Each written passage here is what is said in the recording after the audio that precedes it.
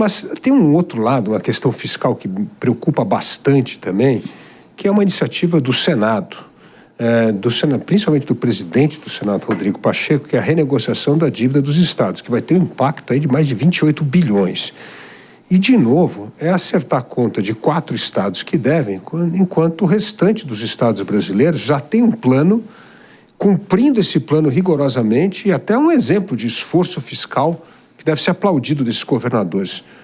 Como você vê esse impacto que terá essa renegociação com esse aumento de 28 bilhões para resolver a questão dos estados endividados? Eu me sinto até muito à vontade. Eu fui secretário de Planejamento e Orçamento de Minas na primeira renegociação da dívida dos estados pós-Plano Real, em 1997. Ajoelhei no milho, lá no Tesouro Nacional, para negociar o plano de ajuste. E foi... Porque antes era uma bagunça. Antes do Plano Real, os estados podiam tomar crédito nos bancos, a taxa de juros, hot money, a taxa de juros estratosféricas. Você podia, os estados e as grandes prefeituras podiam lançar título no mercado, ter dívida mobiliária. Era uma bagunça, não havia controle sobre o processo de endividamento público. Eram vários atores lançando. Então, esses estados todos se endividaram. Você fazia dívidas bancárias de médio e longo prazo também, com o Banco Mundial, com Caixa Econômica, com o BNDES, com o Banco do Brasil. E isso tudo foi crescendo em bola de neve. Chegou uma hora que parou a bagunça e repactou. O governo federal botou tudo num pacote, dívida de curto prazo, dívida mobiliária, dívida contratual, trouxe para um único contrato, assumiu... Federalizou a dívida. Em troca da lei da responsabilidade fiscal. Isso. E também para estancar o processo desordenado, botar... Isso é um marco que as pessoas valorizam muito grande. Uma grande conquista do presidente Fernando Henrique, do ministro Malan e de toda aquela equipe, que botaram um ponto final naquela bagunça, balbúrdia que era antes. Ali, então, surgiu esse problema, em 97. Havia discussão sobre indexador, se era IGP, se era Selic, cada hora uma favorecia uma das partes, mas o fato é que ficou tudo concentrado. A dificuldade é que as situações são muito heterogêneas. Você tem estados que têm problema de fluxo, que gastam mais do que têm, mas que não têm estoque de dívida grave. Então, por exemplo, Rio Grande do Norte, Goiás tiveram dificuldades de fluxo. Tem estados que estão azeitadinho no estoque no fluxo, tipo Espírito Santo, que sempre foi nota A. Paulo Artung fez um grande trabalho. É liderança, é convicção. E há estados que têm estoque e não tem problema de fluxo, como São Paulo. E tem o pior dos mundos, que são os 3, a minha Minas Gerais, Rio Grande do Sul e Rio de Janeiro, que tem problema de estoque e de fluxo.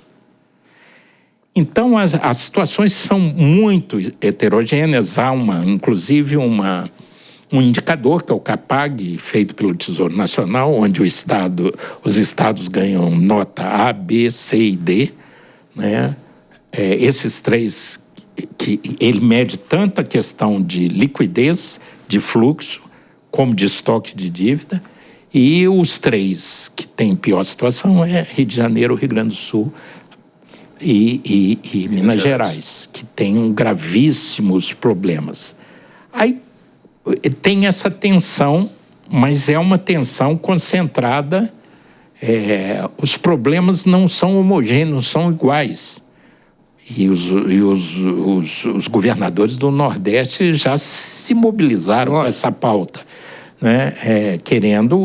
Já que vai favorecer os 4 grandes, embora São Paulo nunca tenha deixado de pagar a dívida. Deixe-se claro, São Paulo Na época que nós negociamos em 97, você tinha de pagar 20% à vista com privatizações. O único estado que cumpriu foi São Paulo. Nós criamos até uma regra de 3, foi uma invenção mineira, que nós não tínhamos condição, privatizamos 2 bancos estaduais, mas não, só chegamos a 10%. Então, nós fizemos uma regra de 3, onde quem se afastasse do 20%, proporcionalmente, era punido na taxa de juros. Então, São Paulo tinha uma taxa IGP mais 6 e Minas era IGP mais 7,5. E quem não botou 0 de patrimônio era IGP mais 9. Então, assim, isso foi deteriorando e é um peso muito grave. O governador Zema, em Minas, por exemplo, ele não conseguiria ter posto as contas em ordem se não fosse, assim, pagar os prefeitos em dia, o funcionalismo em dia, que a folha estava atrasada, se não fosse uma liminar do Supremo, lá em 2014, antes dele assumir, suspendendo o pagamento da dívida. Então, assim, para Minas, para Rio Grande do Sul e para o Rio de Janeiro, essa é uma questão muito importante. Mas aqui nós temos um ponto importante nessa dívida, né? Minas Gerais, por exemplo, o governador Romeu Zema tem enorme dificuldade em aprovar na Assembleia Legislativa as privatizações. Então tem ali uma resistência política em torno de algo muito importante, que é a privatização, né? O Rio de Janeiro já tem um outro caso, né? É uma coisa incrível. Privatiza a SEDAI, ao invés de saldar a dívida, vai reclamar e ainda faz o governo federal, que é o avalista, pagar, que é uma aí é sem vergonhice, é outra história. Então são casos distintos também. É por isso que é difícil o esforço do presidente do Senado, Rodrigo Pacheco, é meritório, porque há um estrangulamento real, mas a dificuldade é fazer. Aliás, não é só na dívida, não. Brasília tem esse cacuete de querer, num Brasil que é continental, diverso, econômica, social, culturalmente, climaticamente, é uma diversidade enorme, é um Brasil continental, e eu já tive na burocracia, não é um governo ou outro, é a burocracia, no sentido weberiano da palavra, e eu já tive 4 anos lá em 2 ministérios, a tendência, o cacuete autoritário de você querer erguer regras únicas, uma camisa de força que valha para a Amazônia, para o Sertão Nordestino e para o ABC Paulista, é muito grande. Você quer botar um figurino único. Isso, na dívida, é um pouco isso. Porque são situações extremamente heterogêneas. O Senado discutiu isso, votou, está na Câmara. Não sei como o governo federal vai reagir. Agora, é preciso, dentro da máxima que não há almoço grátis, é preciso ter claro que isso é um jogo de soma zero. Se alguém ganhar, alguém vai perder. Não é um jogo de ganha-ganha.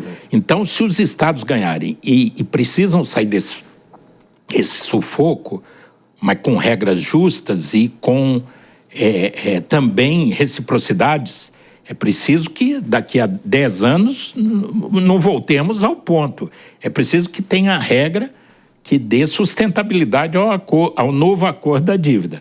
Mas ainda está na Câmara e o importante é uma regra justa, mas vai onerar. Não onera o primário, né, a meta fiscal, mas onera a dívida. Isso vai virar o governo, porque se ele vai financiar inflação e 0% de juros, na hora que, como o governo não tem dinheiro sobrando, ele também é deficitário, ele vai no mercado. Os títulos do governo brasileiro, que estão sendo negociados para 2026, está inflação mais 6%. Então, ele está pagando um prêmio real, ou um juro real, de 6%. Ele vai captar 6% e emprestar 0%. Então, o contribuinte brasileiro está pagando, o Brasil está pagando, então alguém está perdendo e é para alguém ganhar. Mas era um tema relevante e o senador Rodrigo Pacheco resolveu coordenar esse diálogo e gerar uma solução, porque a situação de Minas, Rio e Rio Grande do Sul é perto da insolvência, embora alguns governos tenham já tomado medidas de reforma importantes, como no Rio Grande do Sul foi feita a reforma da Previdência mais profunda, reforma administrativa e tal. Mas a situação estruturalmente é de uma situação pré-falência, né? Tanto que não vale muito a pena. Eu brincava ser governador de Minas, porque a capacidade de investimento, de fazer coisas é muito pequena.